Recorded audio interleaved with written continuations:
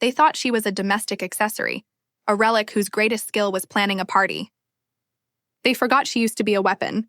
What happens when a person is underestimated so completely that their tormentors don't realize they're standing at the epicenter of their own destruction? Welcome back to the channel.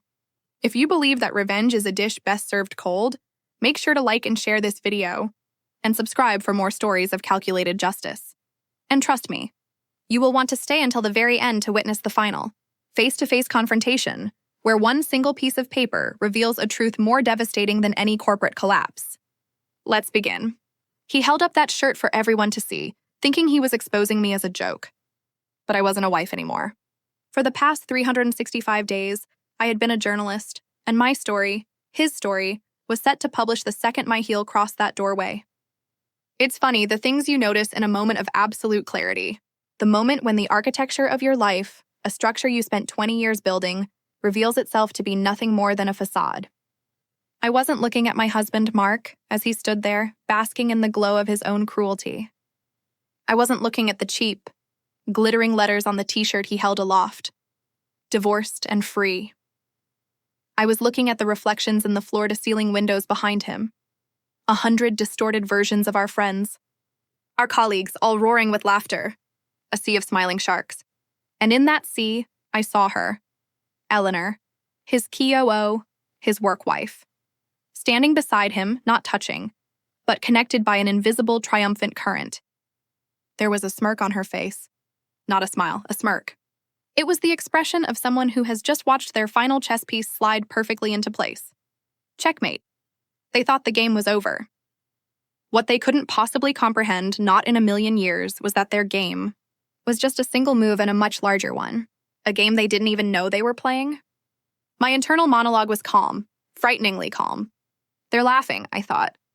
They think this is an execution. They think they're standing at a finish line. They don't realize this is a starting gun, and the race was already won a year ago. You see, for 20 years, I had chosen a different life.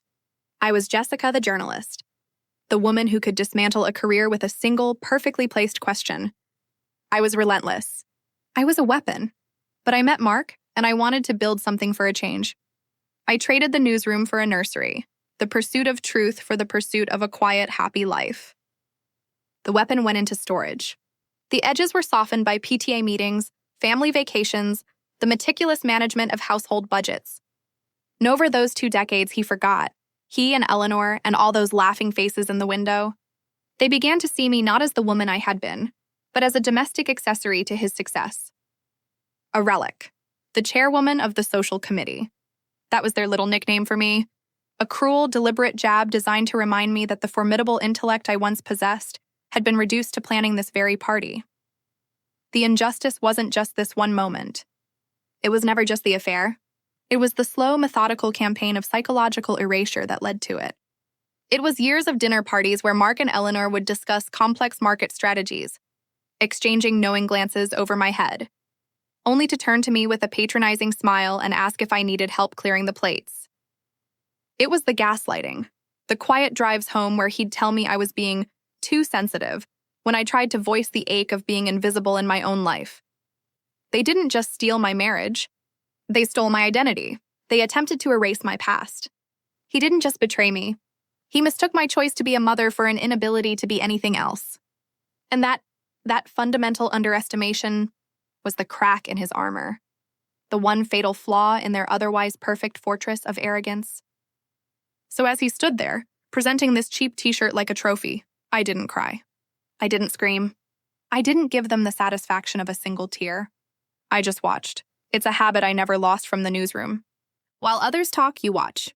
You track the micro-expressions, the inconsistencies, and in his eyes beneath the bravado, I saw it. A flicker of something, not guilt, but a desperate need for this humiliation to crush me, to validate the narrative he and Eleanor had constructed, that I was weak, that I was nothing without him. I simply met his gaze, and I gave a small, almost imperceptible nod, a quiet acknowledgement. It's done. In my purse, my phone was already open. The recipient was the editor-in-chief of a major national news syndicate. My old boss. The subject line was simple, direct. Exclusive, the Titan Corp fraud. Attached were dozens of files, spreadsheets, encrypted documents, audio files, a year's worth of meticulous, painstaking work, all done in the quiet moments they never noticed. Between folding laundry and making dinner, between planning this party and picking up the dry cleaning, while they saw a housewife, I was a journalist working the biggest story of my life.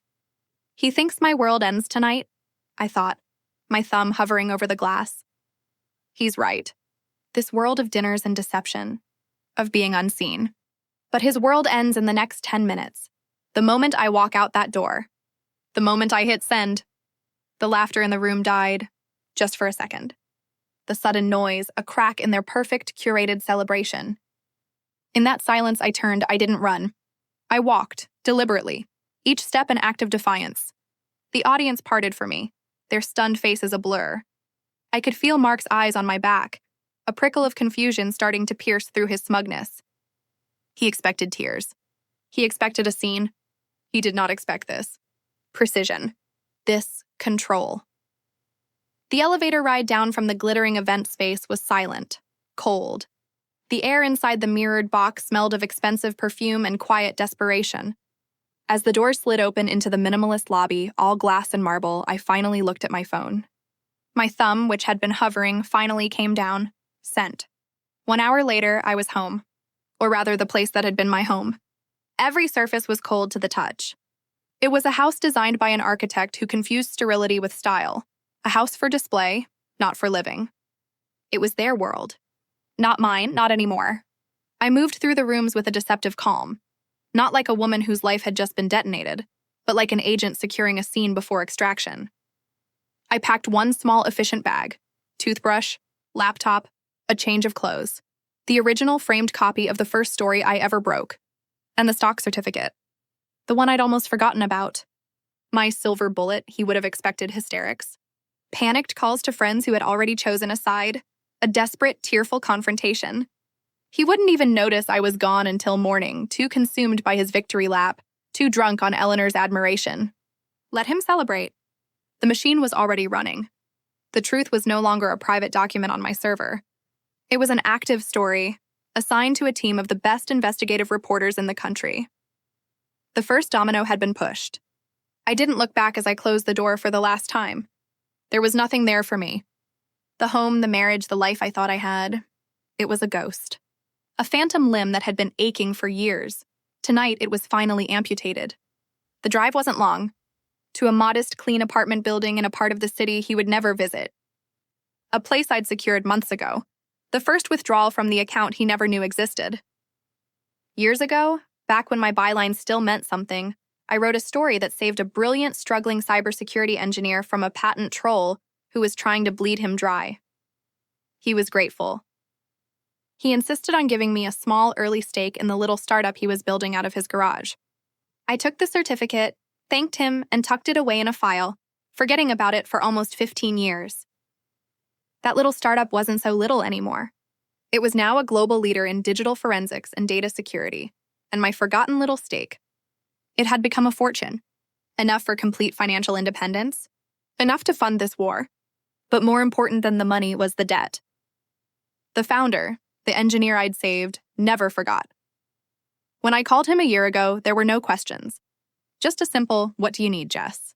What I needed was access to his company's entire suite of untraceable forensic tools, to his best analysts, to a digital ghost key that could unlock any server, trace any transaction, and peel back the layers of deception Mark and Eleanor had so carefully constructed. This was my hidden network. This was the power they never saw because they never bothered to look. I unlocked the door to my new life. It wasn't a mansion. It wasn't sterile or cold. It was a sanctuary. A war room. One wall was covered from floor to ceiling in a corkboard. It was the physical manifestation of my year-long investigation. A complex web of names, dates, and transactions, a map of their corruption. Mark's face, smiling from a magazine cover, was at the center. Eleanor's was right next to it. Lines of red yarn connected them to a constellation of shell corporations and offshore accounts. It was a work of art, a masterpiece of patient, methodical rage. As I stood there in the quiet of my new home, the enormity of it settled in. This wasn't just about the affair. This wasn't about a broken heart. It was about the fundamental failure of justice. In the sterile silence that followed the party, the path forward had become brutally clear. Conventional justice was a fantasy. The law, the courts, those were their arenas. Mark's wealth could buy a better legal team, endless delays, a war of attrition I could never afford to win. The corporate fraud, the true rotting core of their empire, was untouchable through normal channels. Mark as CEO and Eleanor as COO controlled the entire flow of information. An internal audit would be squashed. A tip to regulators would be buried by their army of lawyers, and society itself. Society would be complicit. It's a world that instinctively sides with the charismatic, powerful man over the quiet, dismissed woman. There would be no impartial judge for me, no sympathetic jury. They had already cast me in the role of the hysterical, scorned wife. Their friends with their cruel laughter were the first to vote me guilty. Later that night at the party, staring at my own reflection, the humiliating t-shirt clutched in my fist, I realized the system wasn't broken. To protect men like Mark, to empower women like Eleanor, to silence women like me. Justice wasn't something I could ask for. It was something I would have to take. In that moment, vengeance ceased to be an emotional impulse. It became a logistical necessity, a calculated, deliberate plan. I would not be a victim seeking sympathy. I would be a journalist, and I would deliver the truth. The truth. The truth would be my judge, my jury, and my executioner. I walked over to the board, my board, and looked at the smiling photo of my husband, so confident, so untouchable, so utterly convinced of his own brilliance. It started, I whispered to the empty room. The first tremor was already making its way through the foundation of his perfect life, and he had no idea. He was still at his party, raising a glass, the hero of a story whose ending had already been written. By me, it's been 3 days since the party. 3 days since I walked out of my old life and into this one. The silence in this apartment is a living thing, a stark contrast to the cacophony of their laughter, which still echoes in my mind if I let it. But I don't. Emotion is a luxury I discarded the moment I hit send. What's left is a singular, crystalline focus. They thought that night was an ending, a public execution to sever me from their world, to brand me as the hysterical, discarded wife. They were so consumed with their own petty drama, so blinded by their arrogance, that they never once stopped to ask themselves a simple question. What if I wasn't the one being trapped? They built a cage of social humiliation and expected me to wither inside it. What they failed to understand is that for the past year, I haven't been living in their world. I have been studying it, mapping its weaknesses, identifying its pressure points. That party wasn't my cage. It was the final observation phase of my experiment. I needed to see them at the peak of their hubris. I needed to witness their complete, unvarnished contempt, and they delivered more perfectly than I could have ever scripted. Now the observation is over. The execution begins. They believe they are untouchable, safe in a fortress of wealth and influence. They think the story is over, but the first tremor has already cracked their foundation, and the aftershocks are coming. They won't see me coming because they never saw me at all. They saw a reflection of their own assumptions. And that is the ghost who will dismantle their empire, one quiet, deliberate piece at a time. The first notification came, as I knew it would, at precisely 9:01 a.m. on Monday morning, the opening bell of the stock market. An automated alert on my burner phone. A simple, beautiful headline from a top-tier financial news wire. Titan Corp, under investigation for irregularities in offshore holdings. Irregularities. Such a mild clinical word for grand-scale larceny. It wasn't the exposé. Not yet. That would have been too loud, too soon. This was the opening salvo. A single, precise shot fired across their bow. It was an unsigned article attributed to sources within the financial sector. Untraceable. Plausibly deniable. But the information within it was specific. An offshore account in the Cayman Islands. A shell corporation registered in Panama. Details only someone on the inside could know. It was designed to do one thing, sow panic. In the world of corporate predators, there is nothing more dangerous than the scent of blood in the water. Mark's entire empire was built on a perception of invincibility. This headline, this tiny crack in the marble facade, was enough. I watched the Titan Corp stock ticker on my screen. It began to dip. Not a crash. Just a nervous tremor, a 2% drop in the first 5 minutes. Then 3%. My phone buzzed again. It was my source. The editor. The text was short. Board is calling an emergency meeting. They're spooked? Of course they were spooked. The board of directors at a company like Titan aren't loyalists. They are investors. Their only allegiance is to the bottom line. Mark's personal drama, his messy divorce, was something they could ignore. This was different. This touched the money. I imagined the scene in that boardroom. The forced calm. The barely concealed accusations. Mark, sweating through his $1,000 suit, trying to project an aura of control he no longer possessed. He would be blaming a rival, a disgruntled employee. He would never, in his wildest, most paranoid delusions, suspect me. To him, I was financially illiterate. I was the woman who had to ask him how the 401 worked, another careful, deliberate piece of camouflage I had maintained for years. Then came the second phase, the internal poison. At 10:30 a.m., an anonymous email was sent from a ghost server to every single employee at Titan Corp, from the C-suite to the mailroom. The subject line was, "A question of leadership." There was no text in the body, just a link. A link to a private encrypted blog. And on that blog was a single post. It was a transcript of a conversation between Mark and Eleanor recorded in his office 6 months prior. A conversation where they laughed about a recent round of layoffs, mocking specific employees by name.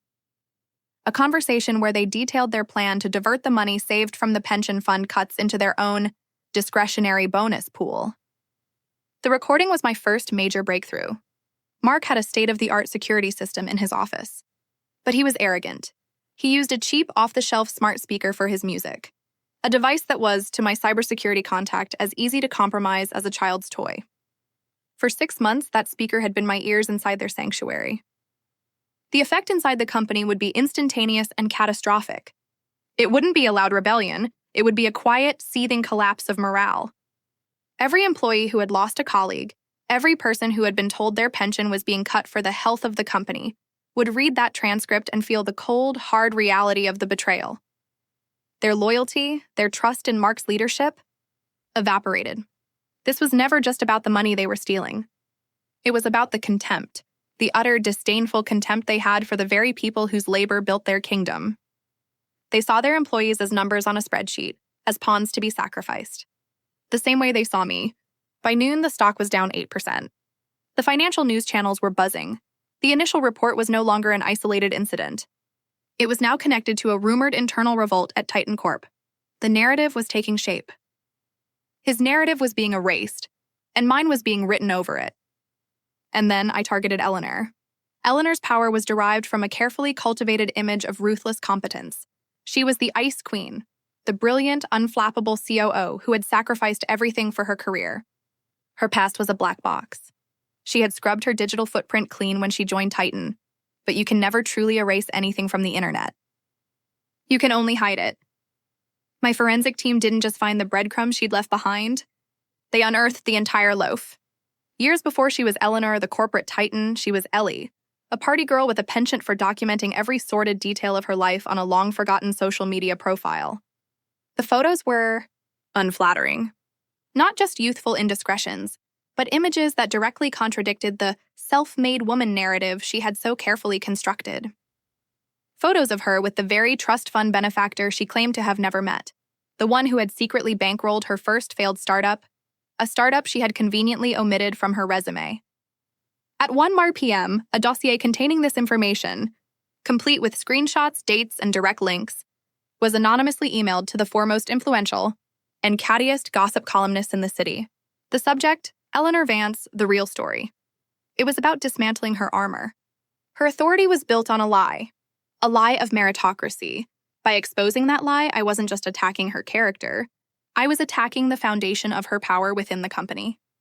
I was turning her into a liability. The rest of the day, I just watched. I had set the pieces in motion, and now I just had to let the chain reaction unfold. The news cycle is a ravenous beast. It feeds on speculation and scandal. I had given it a 3-course meal.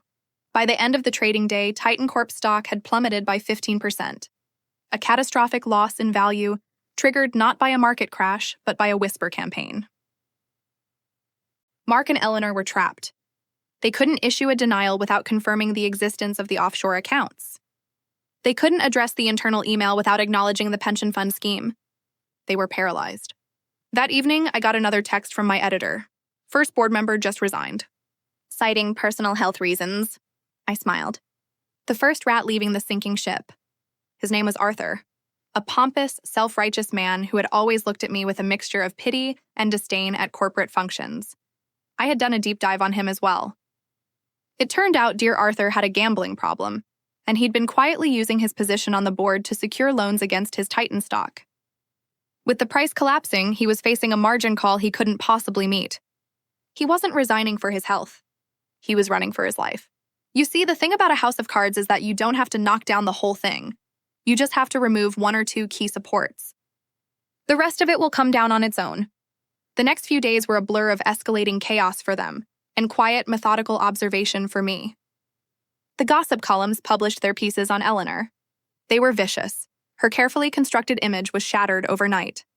She, who had wielded her reputation like a weapon, was now the subject of ridicule. I could almost feel the shift in the way people would look at her in the office. The whispers, the smirks, the same social death she had tried to inflict on me. Mark, in his desperation, did exactly what I predicted he would do. He called a company-wide all-hands meeting, a desperate attempt to seize back control of the narrative. The meeting was live-streamed to all employees. I watched it from my laptop, a ghost in his machine. He was a mess. His usual confident swagger was gone, replaced by a brittle defensive anger. He denied everything. He called the leaks a cowardly, baseless attack by our competitors. He promised to find the traitors responsible and prosecute them to the fullest extent of the law. He tried to rally them. He spoke of loyalty, of family, of the Titan way, but he was speaking to a room full of people who had read the transcript. A room full of people who now knew that his definition of family was a lie. As he spoke, I initiated the next phase. I had the IT contact at my friend's firm activate a little piece of malware we had embedded in the company's internal messaging system weeks ago. As Mark was reaching the crescendo of his speech, a single message popped up on the screen of every employee's computer.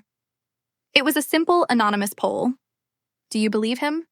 With two options, yes or no. For a moment, nothing happened. Then the results started coming in. A live feed of the poll was being secretly projected onto my own laptop. 10% yes, 90% no. The number of respondents climbed into the hundreds, then thousands. The result held firm. 2% no. 95% no. He had lost them. Utterly. Completely. He was standing on a stage, preaching to a congregation that had already declared him a heretic. He didn't know it yet, but his reign was over. The meeting ended with scattered, hesitant applause. It was the sound of an empire dying. That night, I allowed myself a small luxury. I ordered a bottle of expensive champagne, the kind Mark used to buy for his celebrations. I sat by the window, looking out at the city lights, the corkboard map of his downfall illuminated behind me. This wasn't just about revenge anymore. It had become something colder, purer. It was about balance. It was about justice, not the kind you find in a courtroom, but the kind you engineer with patience and precision. For every lie they told, I would reveal a truth. For every person they broke, I would dismantle a piece of their power. I thought about the woman I was a year ago. The woman who cried in her car after another humiliating dinner party. The woman who felt herself disappearing, fading into the background of her own life. She was gone. In her place was me, the journalist. The weapon.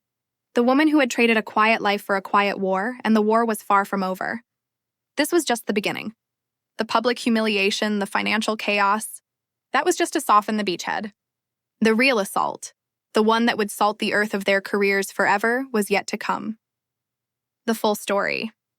The one that was still waiting on my editor's desk, ready to be published the moment I gave the signal. My phone buzzed. It was a new text. Not from my editor. It was from a number I didn't recognize. I know what you're doing. My blood ran cold. For a single, terrifying second, the carefully constructed walls of my anonymity seemed to crumble. Was it him?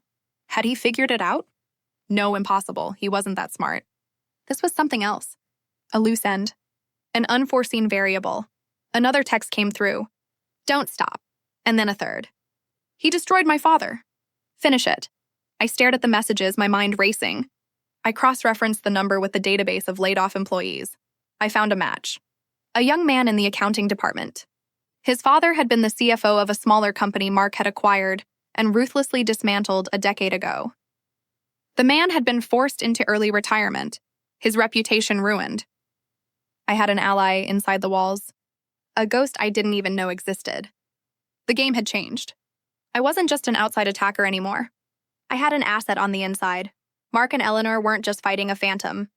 They were fighting their own history, their own legacy of cruelty. All the ghosts of all the people they had ever wronged. They were starting to wake up. And they were on my side. I took a slow sip of champagne. It tasted like victory. Cold, sharp, and utterly satisfying. "Okay, Mark," I whispered to the empty room. "Let's play Act 2. The anonymous texts were an unforeseen variable, a ghost in the machine I hadn't accounted for. My entire strategy was predicated on absolute control, on being the sole invisible architect of their downfall. An ally was a complication. A potential asset, yes, but also a liability, a loose end. For the past year, my rage had been a solitary, silent thing. It was a cold, clean engine. Now someone else wanted to add their fuel to the fire. It made me uneasy. They thought the story was about a corporate takedown, a righteous crusade against a corrupt CEO. They were right, but they were also wrong. This was never about their father, or the pension fund, or the offshore accounts. Those were just the tools, the weapons. This was about a t-shirt. It was about the laughter. It was about the slow, methodical erasure of a woman who had dared to trade a press pass for a life of quiet love, only to find the love was a transaction and the quiet was a cage. They saw a monster in Mark. I saw a mirror of my own failure, my own blindness. My campaign wasn't just about destroying him. It was about reclaiming the woman he had buried. The journalist, the weapon. And a weapon works alone. But the message? Finish it. It wasn't a request for inclusion. It was a plea for a conclusion they could not achieve themselves. It echoed the same desperate need for justice that had set me on this path. The ghosts of their past weren't just waking up. They were volunteering. I had spent a year in the dark, meticulously mapping their sins. Now, a key had been slipped under the door. The question was whether opening that door would lead to a shortcut or a trap. I had isolated them, panicked them, and turned their own company against them. The foundation was cracked. Now it was time to bring down the walls. And perhaps, just perhaps, an insider with his own righteous fury could provide the final decisive blow. The game was about to escalate from a quiet demolition to a controlled implosion. And I had to decide if I was willing to hand the detonator to someone else. My response to the unknown number was cautious. I didn't acknowledge who I was. I didn't confirm anything. I simply opened a secure, untraceable channel and sent a single question. What do you know about Project Nightingale? Project Nightingale was Mark and Eleanor's masterpiece. Their legacy project, a multi-billion-dollar acquisition of a green energy startup. On paper, it was visionary. It was the move that would transform Titan Corp. From a ruthless industrial giant into a forward-thinking, environmentally conscious leader. The press loved it. The board, what was left of it, had staked the company's future on its success. But I knew from months of digging that Project Nightingale was a fraud. A beautiful, hollow Trojan horse. The startup's technology was a sham. Their patents were worthless. The entire company was a shell, designed to fail, but not before Mark and Eleanor could strip its assets, funnel the acquisition money through a labyrinth of offshore accounts, and collect massive performance bonuses for their vision. It was the end game of their entire criminal enterprise. And it was the story, the kill shot I had been holding in reserve. The response in the chat window came back almost instantly. Everything. I have the original due diligence reports. The ones Eleanor ordered buried. My heart, an organ I had almost forgotten I possessed, beat a little faster. The buried reports. The one piece of the puzzle I was missing. I had the financial data, the offshore account numbers, the recordings. But the reports were the smoking gun. They were the proof that not only was the deal fraudulent, but that Eleanor, the brilliant, meticulous COO, knew it was a sham from the very beginning and actively, deliberately concealed it. His name was David. His father, the former CFO, had been the one who wrote the original damning report on the startup, advising against the acquisition in the strongest possible terms. For his honesty, he was forced out, his reputation shredded. David, a junior analyst in his own father's old department, had spent the last year searching for the evidence to clear his family's name. He had found it. He just didn't know what to do with it. Until now. This changed the timeline. My original plan was to let them bleed for weeks, to slowly dismantle their world piece by piece. But this was an opportunity to accelerate their destruction, to detonate everything at once. I gave David his instructions. He was to leak the reports, not to the press, not to me. He was to leak them internally, anonymously, and to one person only, Arthur, the board member who had just resigned. Arthur was a coward. But a cornered coward is a dangerous animal. He had run to save himself, but the stench of Titan's collapse would follow him. He would be desperate to distance himself from the scandal, to prove he was a victim, not a conspirator. The Nightingale reports would be his salvation. Proof that the fraud was orchestrated by Mark and Eleanor alone, behind the board's back. He would become my unwitting mouthpiece. He would take the evidence to the authorities, not as a crusader for justice, but as a terrified man trying to save his own skin. It was cleaner, more effective. It would trigger an official SEC investigation, giving the entire story a credibility my anonymous leaks could never achieve. While David was preparing his leak, I moved on to the next phase. The psychological warfare. The annual gala was Eleanor's baby. It was her coronation. The one night of the year where she could play the role of the benevolent corporate stateswoman. She planned it for months. Every detail from the flowers to the guest list was personally approved by her. It was the ultimate symbol of her control, and I was going to turn it into the site of her public execution. For years, as the CEO's wife, I had been the silent, smiling face on the gala committee. The chairwoman of the social committee. I knew the vendors. I knew the logistics. I knew the security protocols. I knew every single moving part of Eleanor's perfect machine. My first call was to the catering manager, a woman I had worked with for a decade. I didn't have to threaten or bribe her. I just had to tell her a story. A true story, about how the money Mark and Eleanor were planning to divert from the pension fund was going to be used to pay for this very party. I sent her a copy of the transcript. She was horrified. Her own mother was a Titan retiree. My request was simple. I needed her to switch a single name card on the main dais. A small, insignificant detail that no one would notice until it was too late. My second call was to a contact in the city's audio-visual department. Another vendor I had always treated with respect. A courtesy Mark and Eleanor rarely extended to the help. I explained that there was a surprise tribute video planned for Eleanor, and that I needed it to be patched into the main feed at a specific time. He asked no questions. Loyalty, it turns out, is a currency you can't buy. And then I went after their personal lives, the part of their world they thought was truly private. They had built their affair in the shadows, in whispered conversations and stolen weekends. They thought their secrets were safe. But they had forgotten that for 20 years, I was the one who managed their lives. I paid the bills. I booked the travel. I saw the credit card statements. It wasn't hard to piece it together once I started looking. A business trip for Mark to a conference in Chicago.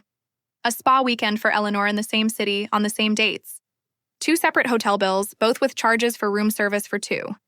A pattern of lies, repeated over and over in city after city. An entire secret life, documented in mundane financial records. I compiled it all. A neat, tidy timeline of their betrayal, complete with dates, locations, and receipts. And I sent it, not to a gossip columnist, but to a divorce lawyer, the most ruthless, bloodthirsty divorce lawyer in the city. I sent it anonymously, with a note. Thought you might be interested in your newest client's husband. The lawyer's current client? Eleanor's ex-husband. A quiet, unassuming man she had cast aside years ago. A man she had painted as a failure. A man who, according to the terms of their divorce, was entitled to a significant portion of her assets if she was ever found to be in violation of a fidelity clause, a clause she had insisted on including, to protect herself. The irony was exquisite. It was about stripping them of their resources. A messy public divorce combined with an SEC investigation would freeze their assets. It would turn their personal lives into a legal and financial battlefield. While they were busy fighting each other, I would be preparing the final strike. The days leading up to the gala were a symphony of chaos conducted by me from the quiet of my apartment. David's leak worked perfectly. Arthur, the former board member, went straight to the SEC. The news of an official investigation hit the wires, and the Titan stock, which had stabilized, nosedived into a freefall. Trading was halted. The company was in a death spiral. Mark and Eleanor were trapped in a nightmare. The company they had built was collapsing around them. Their employees hated them. Their board was abandoning them. And now their personal lives were imploding. Eleanor was served with divorce papers, her own past infidelity laid bare. They turned on each other, of course. Their partnership, forged in ambition and deceit, could not survive the pressure of genuine failure. My compromised smart speaker became my private theater. I listened as they screamed at each other, accusations and recriminations echoing through the office they once saw as their throne room. He blamed her for being sloppy. She blamed him for being arrogant. They were both right. There was a part of me, a small, vestigial part, that wondered if this was enough. They were broken. Their careers were over. Their reputations were in tatters. But it wasn't enough. Because their crimes hadn't been committed in private. Their humiliation of me had been public. Their victory lap had been in front of an audience of our peers. Justice, therefore, also had to be public. It had to be a spectacle. They didn't deserve to slink away into a quiet, comfortable ruin. They deserved a grand finale. The night of the gala arrived. The pinnacle of their social calendar. The last dying ember of their former glory. Incredibly, they didn't cancel it. Hubris, arrogance, a desperate, pathetic attempt to project an image of normalcy, of control. They thought they could still manage the narrative. They walked into that ballroom, heads held high, smiling for the cameras, completely oblivious to the fact that they weren't attending a party. They were walking onto a stage. My stage. I wasn't there, of course. I was in my apartment, watching a live feed from a single hidden camera my AV contact had set up for me. I was wearing a simple black dress. And I had a glass of champagne. The good stuff. The evening began as it always did. Awkward speeches, lukewarm food. The city's elite, pretending to care about a charity they would forget about the moment they left. Mark and Eleanor sat at the head table, a king and queen presiding over a court of vipers. They looked haggard. The strain was showing around their eyes, but they smiled. They waved. They played their parts. Then came the moment. The tribute to Eleanor for her years of service to the company. The lights dimmed. The large screens on either side of the stage, which had been showing a slideshow of smiling corporate faces, flickered to life. Eleanor straightened her dress. A small, self-satisfied smile touched her lips. This was her moment, her validation. But the video that appeared on the screen wasn't a tribute. It was raw, grainy audio, visualized by a simple pulsing waveform. It was the recording from Mark's office. The one where they mocked their employees. The one where they planned to gut the pension fund. A wave of confusion and horror washed over the room. People looked at each other, then at the head table. Mark and Eleanor froze, their faces masks of disbelief. This was impossible. This couldn't be happening. Before they could react, the audio faded and the screen cut to black. Then a single document appeared. A page from the buried due diligence report on Project Nightingale. A page with Eleanor's signature at the bottom, acknowledging that she had read and understood the assessment that the technology was worthless. And then, the final image. A photo of me. The one from my press pass all those years ago. Young, hungry, and relentless. And beneath it, a single line of text. The story is out. Check your phones. In that exact second, every journalist, every blogger, every financial analyst in that room received an email. The email was from me. It contained everything, the full, unedited recordings. The complete, unredacted Nightingale reports. The offshore account numbers. The timeline of the affair. The entire sordid criminal history of their reign at Titan Corp. The story of a lifetime. My story. On my laptop, I watched the chaos erupt. The frantic whispering. The hurried exits. The flashes of cameras as reporters scrambled to get a shot of Mark and Eleanor's faces. They were trapped. Hemmed in by a crowd that was, only moments before, their adoring audience. But I had saved the most personal touch for last. The name card switch. As the chaos swirled around them, a single waiter, following the instructions of the catering manager, walked calmly to the head table. He leaned down and spoke to the man sitting next to the empty chair where I should have been. The man who had been introduced as one of the company's oldest and most valued clients. He was, in fact, the ruthless divorce lawyer I had contacted. The waiter whispered something in his ear, and the lawyer looked up, a slow, predatory smile spreading across his face. He reached into his briefcase and pulled out a single, thick envelope. He stood up, walked over to Mark and served him with a subpoena. Right there, in the middle of the room. In front of everyone, the king and queen were deposed. In their own throne room, at their own coronation. It was a masterpiece. A perfect, symmetrical act of justice. I closed my laptop. The sounds of their destruction faded away. The silence of my apartment returned. I stood up and walked over to my corkboard. The complex web of red yarn and photos seemed to hum with a strange, finished energy. I took a single black marker and drew a large, clean X over the entire board. It was over. Or so I thought.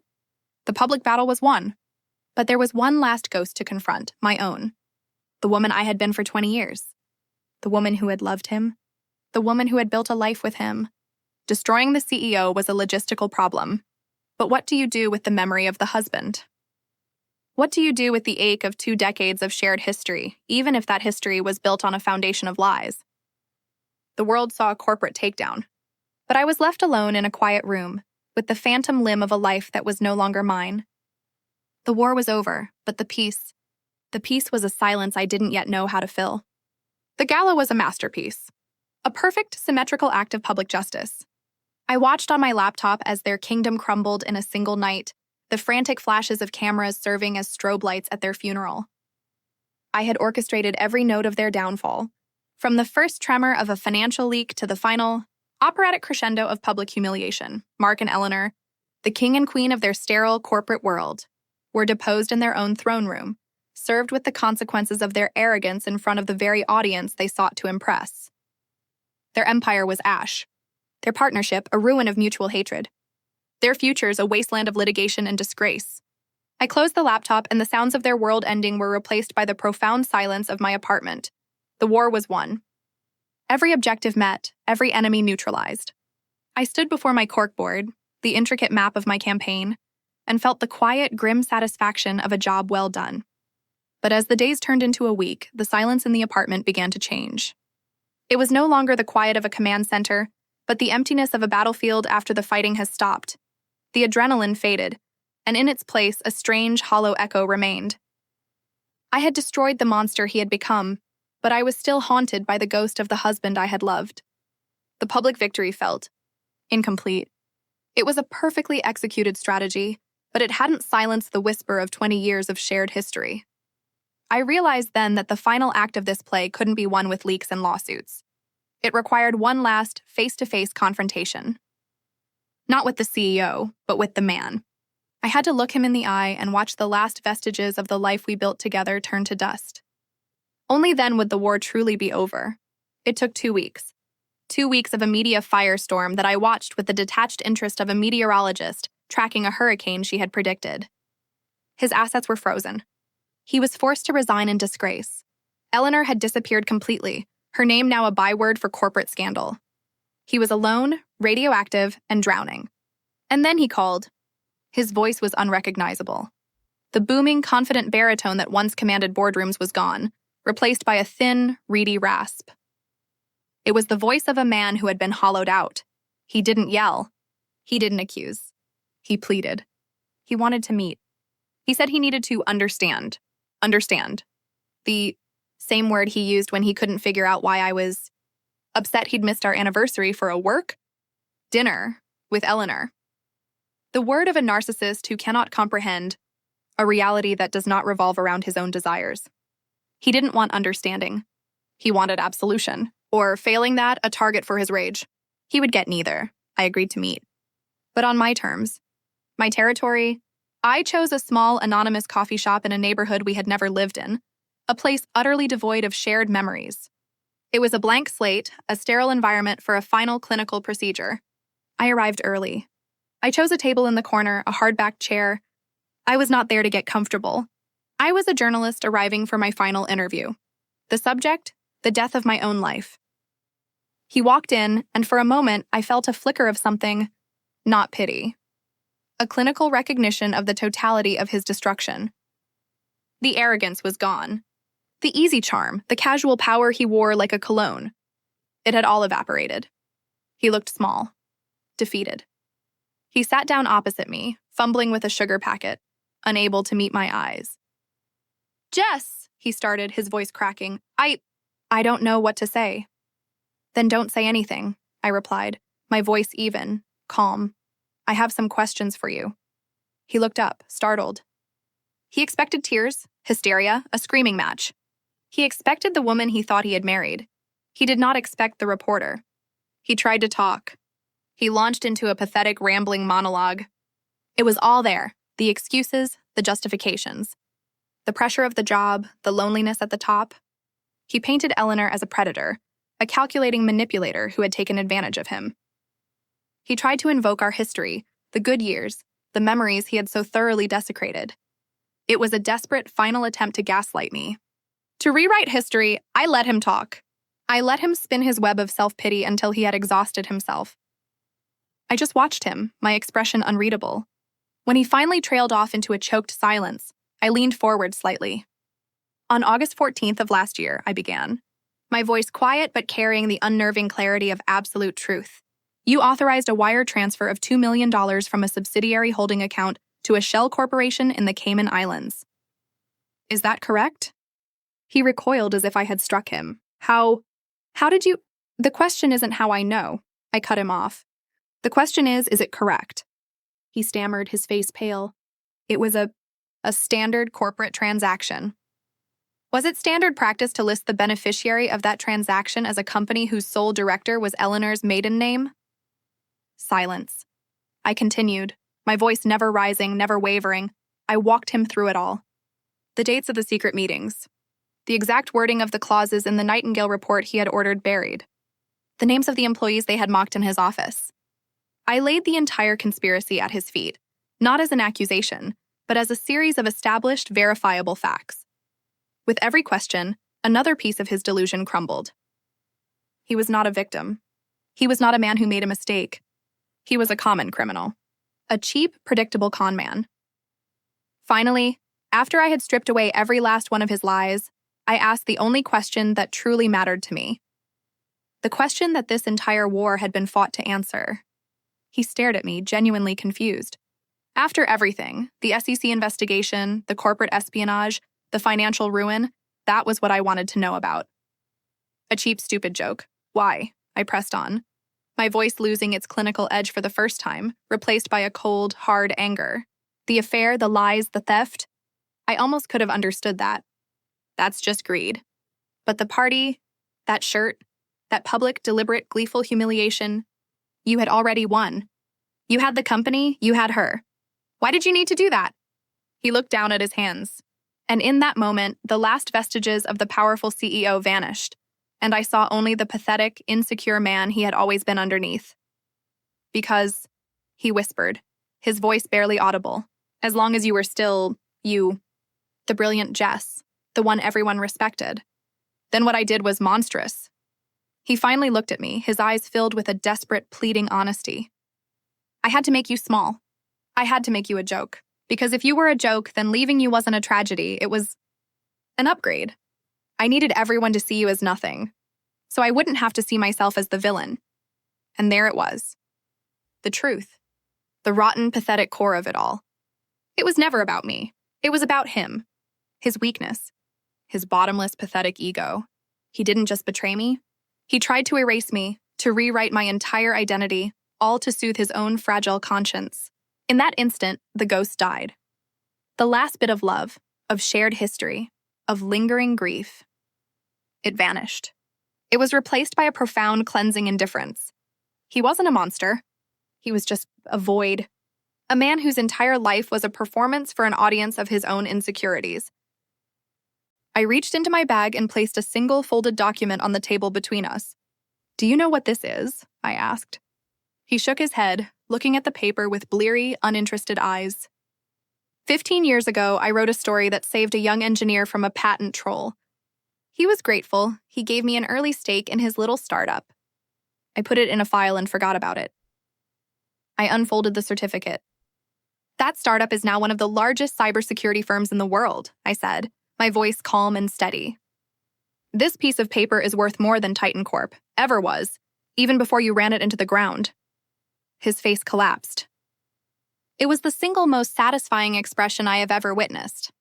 It was the look of a man who had built his entire identity on the belief that he was the smartest person in any room.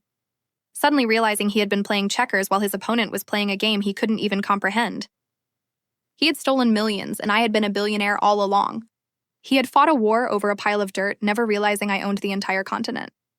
I funded my own war, Mark, I said softly. Every leak, every lawyer, every forensic analyst. I paid for it all. This wasn't a crime of passion. It was a fully capitalized business venture. I stood up. The interview was over. He didn't move. He just stared at the piece of paper, a broken man at a cheap table in a coffee shop he would never remember. He was no longer my husband. He was no longer my enemy. He was nothing. A footnote in a story that was finally mine again. I walked out of the coffee shop and into the afternoon sun. I didn't look back. There was nothing to look back at. He held up that shirt for everyone to see, thinking he was exposing me as a joke. But he wasn't exposing me. He was exposing himself. His weakness. His fear. He thought my story ended that night, in a blaze of public shame. What he could never understand is that my story didn't end there. The justice I sought wasn't found in a courtroom or a bank account. It was found in the truth. A truth I didn't just uncover, but a truth I authored. I was a journalist again. The weapon was out of storage. Not for vengeance, but for clarity. And the final beautiful, satisfying truth is this. He didn't destroy my life. He just cleared the way for a new one. A life where I am not an accessory, not a wife, not a victim. A life where I am the one who writes the ending. And this story is finished. And there you have it, a masterclass in methodical justice. It was never just about the affair or the money. It was about the fundamental underestimation and the reclaiming of an identity they tried to erase. In the end, he didn't destroy her life. He just cleared the way for the real one to begin. Thank you so much for joining us for this incredible story. If you found this tale of strategic revenge as satisfying as we did, hit that like button and let us know in the comments below. What was the single most brilliant move in her entire plan? Be sure to subscribe and ring the notification bell so you never miss another story of justice served. The best way to support the channel is by sharing this video with someone who would appreciate it. Until next time, remember, the quietest person in the room is often the one you should fear the most.